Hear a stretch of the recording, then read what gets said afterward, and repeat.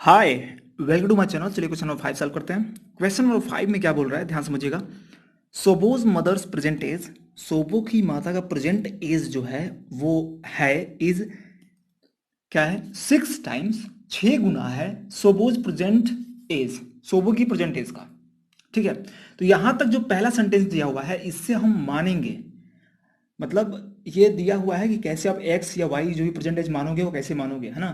तो सोबो की माता का जो परसेंटेज है वो 6 गुना है सोबो के परसेंटेज का, पहला सेंटेंस। दूसरा बोला कि सोबोज एज, अब सोबो का जो एज है वो 5 years फ्रॉम नाउ, अब 5 साल बाद will be 1/3 of his mother's percentage, वो 1/3 हो जाएगा अपनी माता का, उसकी माता का ही क्या प्रेजेंट एज का। तो what are their present edges.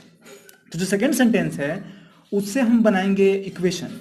Okay, और ये क्वेश्चन जो पूछ रहा है उससे हम लेट करेंगे। ओके, चलिए सॉल्व करते हैं। सॉल्यूशन, यहां पूछ रहा है व्हाट आर देयर प्रेजेंटेजेस, तो हम मान लेंगे लेट। तो पहले किसका मानेंगे प्रेजेंटेज, पहले मानेंगे सोबो का प्रेजेंटेज। ठीक है, पहले मानेंगे सोबो का प्रेजेंट एज कितना है, उसके बाद ना देखिए 6 टाइम्स है, सोबो का मान लेंगे कि एक्स है तो 6 टाइम्स कर देंगे तो उसकी मदर का आ जाएगा। ठीक है, तो let the present age of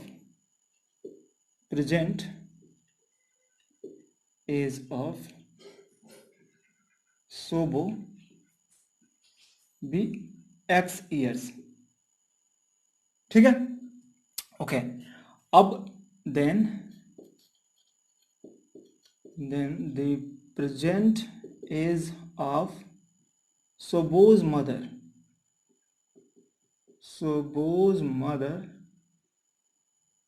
is equal to क्या हो जाएगा, 6 टाइम्स है ना। तो x माना हमने इसका सुबह का, तो उसका हो जाएगा 6x। तो 6x क्या हो जाएगा ईयर्स। ठीक है, ओके। अब हमें बनाना है, अब हमें ये पता करना है कि सोबोज एज 5 years फ्रॉम नाउ बोल रहा है ना। देखिए आप ध्यान दीजिए, सोबो का जो एज 5 years फ्रॉम नाउ, तो अब से जो है 5 साल बाद, तो हम पहले निकाल लेंगे ना सोबो का 5 साल बाद कितना एज होगा। तो निकालते हैं now.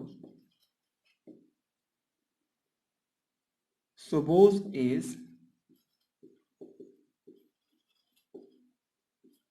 5 years from now,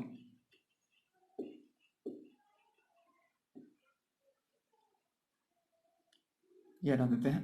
suppose age 5 years from now क्या हो जाएगा, सोचिए इस समय जो है उसका एज है एक्स, तो 5 years अब इसे जोड़ेंगे तो क्या आएगा, x+5 आ जाएगा, है कि नहीं। केवल हम x में 5 जोड़ देंगे। यदि कहता कि 5 years एगो, मतलब कि 5 साल पहले, तो हम क्या करते हैं x में से 5 घटा देते, मतलब जनरल ऐसे ही कॉमन सेंस लगाना है। ओके, तो सपोज का एज जो है 5 years फ्रॉम नाउ हो गया x+5 ईयर्स। अब देखिए, अब जो है माता का 5 years फ्रॉम नाउ नहीं निकालना, उसकी मदर का। क्यों नहीं निकालना, क्योंकि ये मतलब रिलेशन में पूछा ही नहीं है, मतलब हम तो केवल इसी से निकाल सकते हैं।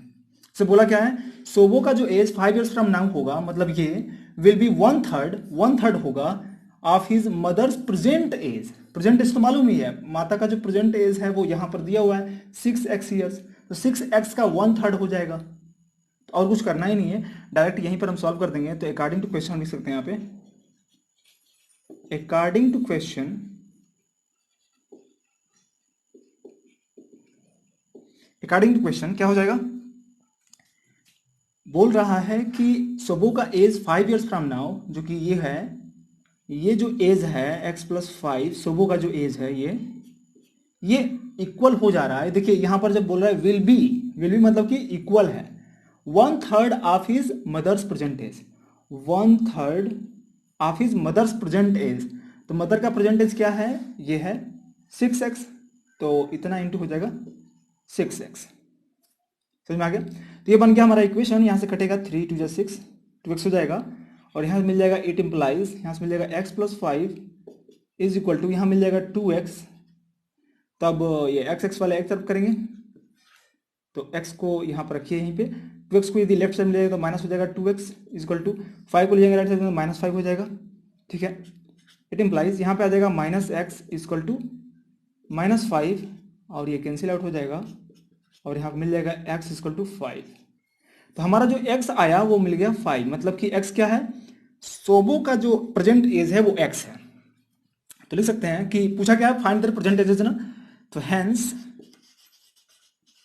Hence suppose present age equal to 5 years and her mother's, sorry, his mother's, I think Sobo is male, I think. Okay, his mother's present is